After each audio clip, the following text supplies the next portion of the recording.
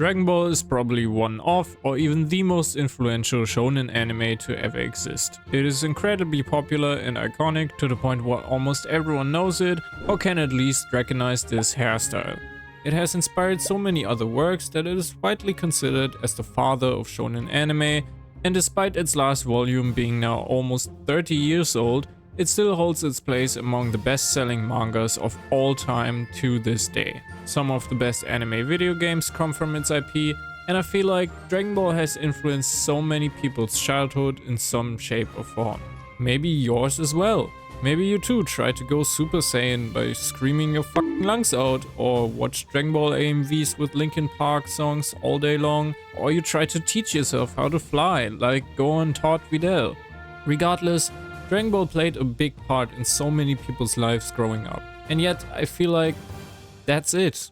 As a kid, everyone loved it, but over time I feel like the collective opinion on the internet towards Dragon Ball slowly shifted in a more negative direction. Nowadays, all I hear people saying is Dragon Ball is dull, flat, boring, is badly paced, and has no story despite some dudes screaming and punching. Oh, and of course, everyone's favorite, but can he beat Goku though?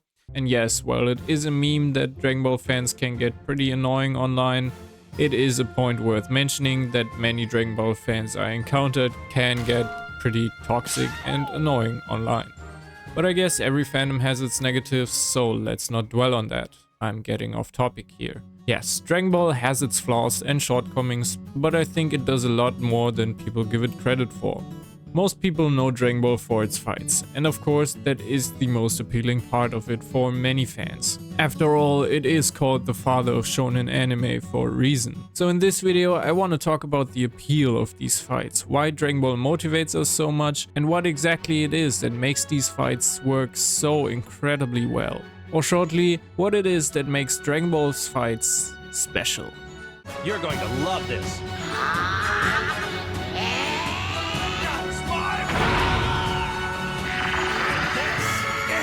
To go even further beyond!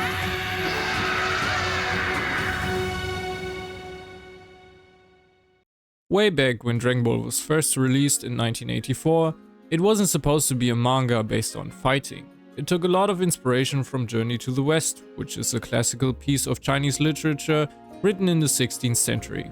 I'm sure some of you are aware, but even the name Son Goku is a reference to one of the characters in Journey to the West, Sun Wukong. The monkey guy, you know what I mean. Similar to the novel, Akira Toriyama, the mangaka of Dragon Ball, wanted to make it a comedy adventure story, and you can definitely see this approach the most in the first arc. But in these early stages of the story, he still planted the seeds to one day shift it into the more fighting, martial arts oriented manga we know today. Especially the first tournament of the story was a huge success, and it is here where we and the protagonist Goku learn the most important lesson of Dragon Ball, one that will accompany us through the whole story, and even though it's very simple, it's honestly one of the best and most motivating lessons of my life. No matter how good you are, there will always be someone better. Of course, in Dragon Ball, this was a lesson in context of martial arts, but you can pretty much apply this to everything in life. It is such a beautiful lesson to never give up and always keep on pushing no matter how good you think you already are. I think this lesson also birthed the trend of Dragon Ball's ever-increasing power levels in the enemies and characters, which I guess can also be seen as a negative since it gets pretty ridiculous later on, but okay. From this point onwards, Dragon Ball started to make its path towards a more fighting-based story. It still had its comedic flair, and some of the arcs were still more adventure-based than fighting-based, but with the end of the Demon King Piccolo arc, Dragon Ball really became full shonen. And with that, the fights really started to get amazing. For a fight to be a quote-unquote good fight, it has to have weight or meaning to it. And I think this weight can be created by fulfilling the following criteria. Number one, and also the simplest, is that a fight has to have some kind of stakes. If it doesn't have stakes and is just a fight for the sake of fighting, it is pointless.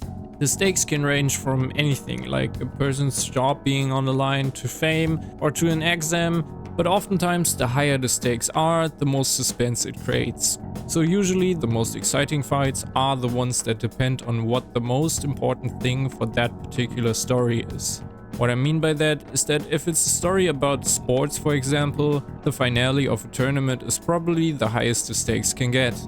Similar to that, if the fight is relevant to a character's goal or character arc, it is also quite engaging because the stakes are as high as the goal is important to that character.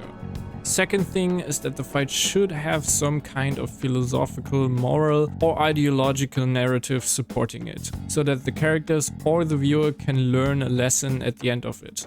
A popular example for this is the Gaara vs Rock Lee fight in Naruto. The moral or philosophical narrative being hard work versus natural talent. But it doesn't necessarily have to be a lesson learned at the end, it can also just be a clash between different philosophical standpoints the characters represent and still be engaging. Because in this example, the viewer can come up with his own opinion on a matter. Of course, a fight ideally should also be visually engaging and exciting, but that is not completely necessary for it to be a good fight.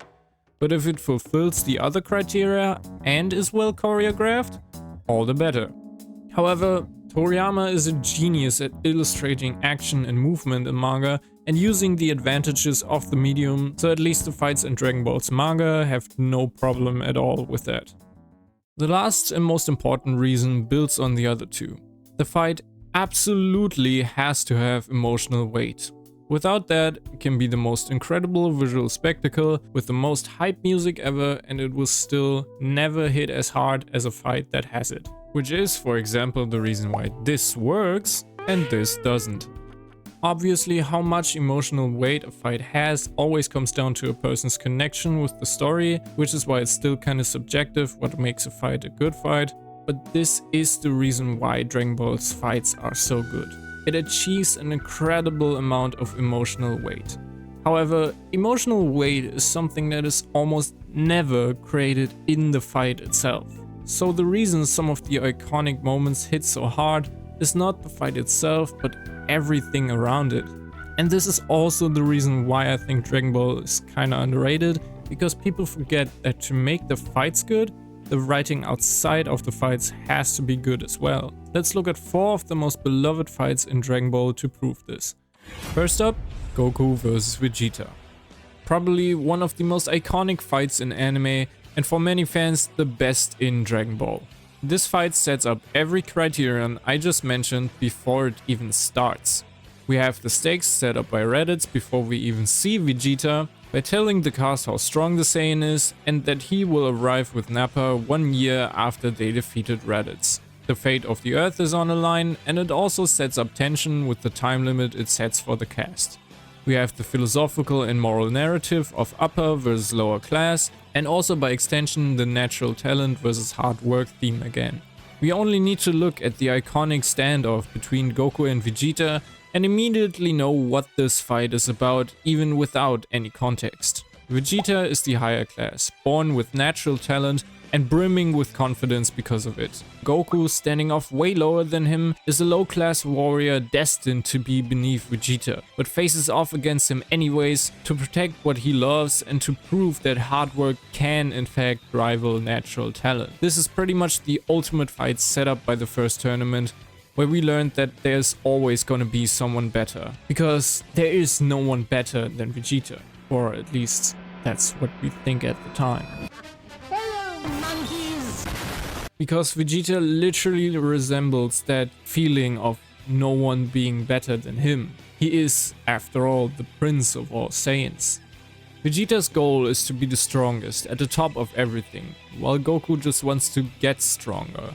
His goal is to work hard and get better and better. There are literally total opposites clashing against each other. And to add to the tension, we really don't exactly know how strong both of these are at this moment. We only can slightly expect it based on how both of them completely wiped the floor with Nappa's ass. And this was all set up before the fight. And I don't think I need to mention that the fight itself is also full of ups and downs and full of hype intense moments. At the end, the fight concludes in such a satisfying way and ties up the philosophical narrative wonderfully. The result being, Vegeta, the higher class warrior, loses because he was too arrogant and too proud of his natural talent, which made him incapable of working hard for his goal, and especially made him incapable of relying on others to help him, because his goal to be the strongest is a selfish one, while Goku's goal to get stronger is not, so he can rely on his friends to help him, which made it a team effort in the end, since they all worked hard together to defeat him. And another genius thing is that not only we, the audience, learn this lesson, but Vegeta as well, setting him up to be the future rival of Goku. Next up is the Goku vs Freeza fight. Again, most of the emotional weight and stakes of this fight comes from the writing and setup done before it. The Namek arc in itself is full of tension, since Goku isn't even around for most of it, and the whole time we have Freeza as this terrifying presence that looms over the whole planet. Once again, Frieza's strength gets set up brilliantly by him just playing with everyone like they are but ants compared to him. So when Goku finally arrives, we have that sense of relief that maybe, finally, someone can shake up this immovable mountain that is Frieza. This fight doesn't rely as much on a moral lesson or a philosophical idea to support it, because while the themes of hard work versus natural talent are prevalent here as well, it is more so a completion of Goku's character arc as a whole. It is a fight against the ultimate enemy Goku always wished to have. One that pushes him to his limits as the fight goes on time and time again. It is a clash of two seemingly unstoppable individuals. There is no teamwork to be done here because Goku is the only one who can do it. Which I guess is also a nice continuation of the themes of the Vegeta fight, because it asks what happens when you can't rely on your friends anymore. And of course, we all know what happens next. This time you won't come back. I won't let you get away with this. Now I'm back.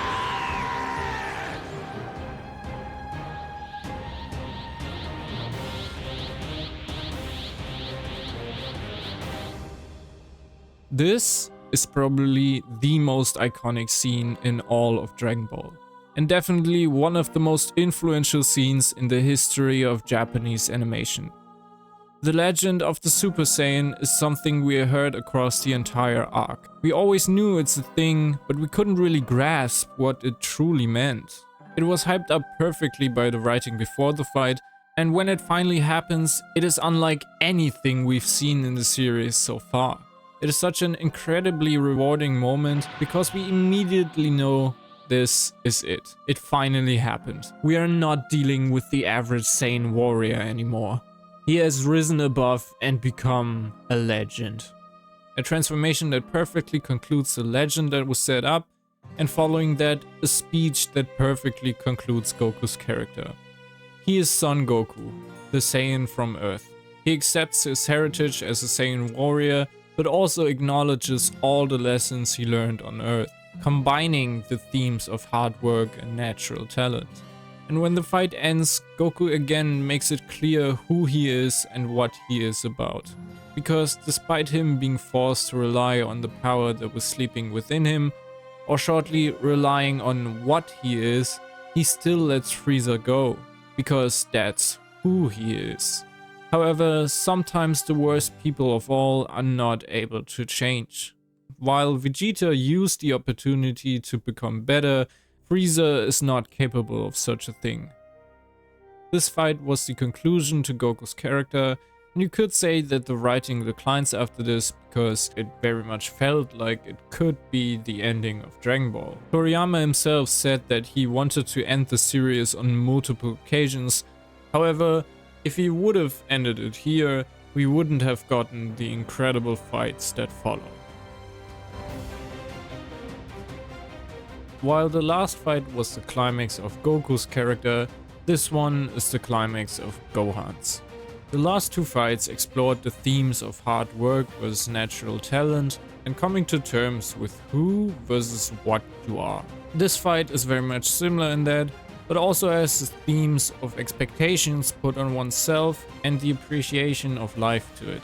And all that is explored through the character of Gohan. Throughout the story, ever since he was first introduced, we knew that Gohan is the total opposite of his father.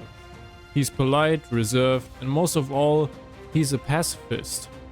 He doesn't like fighting like his father.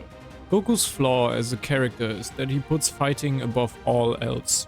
He's even willing to put the lives of others and himself at risk because of it, because he enjoys it. Which is also pretty nice writing for a protagonist if you ask me, but never mind. However, Gohan is not like that. He sees fighting for what it is. It's hurting others and he doesn't want to do that. He was always afraid to take action and only did so out of survival instinct. But when the character that is pretty much similar to him, Android 16, sacrifices himself, Gohan realizes that if he wants to cherish life, sometimes he needs to fight to protect it. The stakes in his fight are not necessarily created by asking whether or not the hero can overcome its foe, because we pretty much know that Gohan can do it, but rather if the hero can come to terms with his own struggles, resulting in one of the most epic and satisfying climaxes of a character arc I've ever seen. Let it go. Yet another fighter you could have saved. And I won't watch this anymore!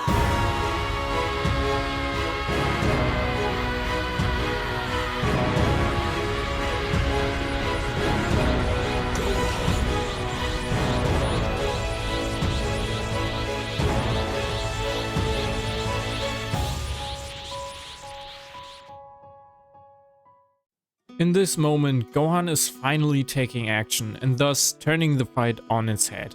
We all knew Gohan would beat Cell's ass if he wanted to, so when he finally snaps, it is all the more exciting to see him do it. It was built up from the very beginning of his character and is beautifully tied up in here. I want to take the time here to also talk about these transformations and Dragon Ball's depiction of anger. Oftentimes in media or in society in general, anger is portrayed as something negative, something you shouldn't let out and something that hurts others. And while it is true that you shouldn't let your anger hurt other people, it is also an emotion that is incredibly important to have.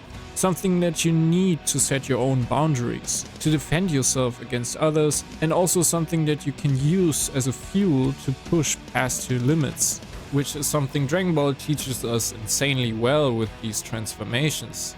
That we can use this anger to our advantage and to push ourselves if we manage to control it. But Gohan's transformation is not where the fight ends, is it? Another narrative that was set up here was the expectations Goku had on Gohan and how different they were to each other.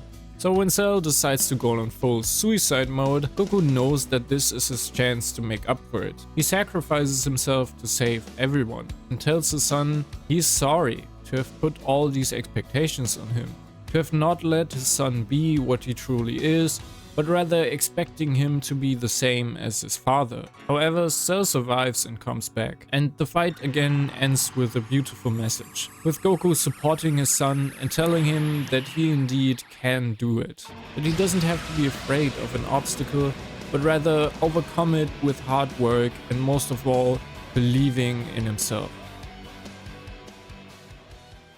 Majin Boo vs Vegeta. Yet another time, it's the conclusion to a character arc, this time Vegeta's. Over the course of the story, Vegeta slowly shifted from being a selfish asshole to being a not so selfish asshole. He himself realized that and noticed that while his rival Goku was becoming stronger and stronger, he himself found other things he cared about. The Majin Vegeta transformation is a genius way to show the inner struggle he goes through because of that. When he realizes that he lost track of his goal of becoming the strongest, he gets frustrated. He loses it and wants to get rid of all these feelings so he can focus on his selfish goal again. Maybe also because he's too proud or too afraid of fully exploring these feelings that he has. However, when he senses Boo's awakening and learns what he has done, he makes a decision. He decides that the lives of the people he loves are worth more than his selfish goal. wonderfully concluding his character arc of learning to appreciate the lives of others, and to say it in Piccolo's words, for the first time of his life, he's not fighting for himself.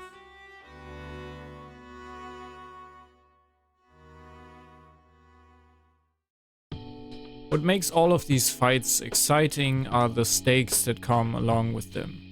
What makes them interesting are the philosophical themes that are explored through them.